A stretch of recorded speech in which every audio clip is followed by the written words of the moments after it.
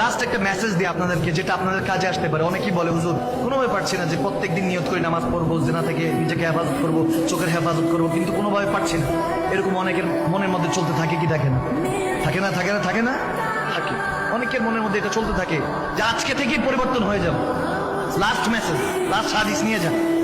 হযরত সুলতান ইব্রাহিম বিন Adham আলাইহির রহমাত কাছে এক যুবক আসলো, হুজুর পরিবর্তন হতে চাই, এমন কিছু বলেন যাতে পরিবর্তন হতে পারি, কিন্তু পরিবর্তন হতে পারছি। তিনি বললেন, এক কাজ করো, যদি গুনাহ করো সেদিন থেকে তাহার রিজিক খাওয়া বন্ধ করে দাও। সুবহানাল্লাহ বলবেন। তাহার রিজিক খাওয়া বন্ধ করে দাও। বলে হুজুর তাহার রিজিক, আল্লাহর রিজিক খাওয়া বন্ধ করলে বাঁচবো কিভাবে?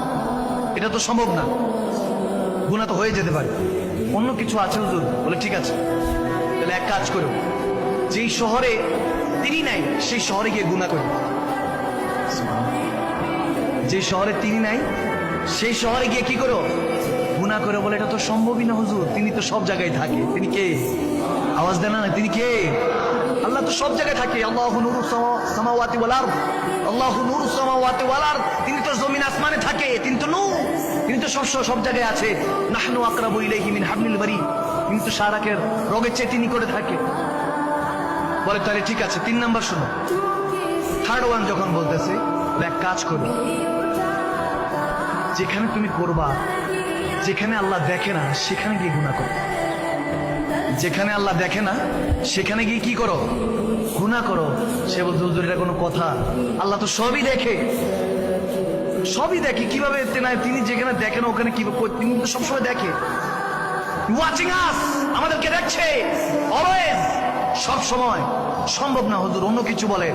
4 নাম্বার বলছে, তাহলে এক কাজ করো, মালাকুল মউত যখন আসবে তার থেকে তওবার জন্য কিছু সময় চেয়ে নিও, যাতে তুমি কিছু ইবাদত করতে পারো। বলো হুজুর এটাও সম্ভব?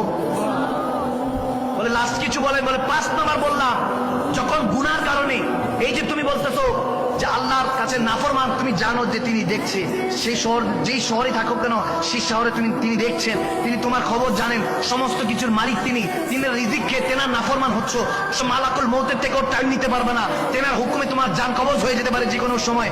জানা সত্ত্বেও যখন হাসর উঠবা, তোমাকে যখন তোমার চুলের মধ্যে ফেরেশতারা ধরে জাহান্নামে, তোমাকে ফিনারে জাহান্নামা খালিদিনা চিরস্থায়ী জাহান্নামে নিক্ষেপ করতে থাকবে, ওই দিন ফেরেশতাদের কাছে সময় চাইও যে ফেরেশতারা আমাকে সময় দাও, আল্লাহর কাছ থেকে সময় নিয়ে আমি দুনিয়াতে গিয়ে ইবাদত করব, তাহলে তুমি হয়তো গুনাহ থেকে বাঁচতে পারো। তখন সে একটা চিৎকার দিল,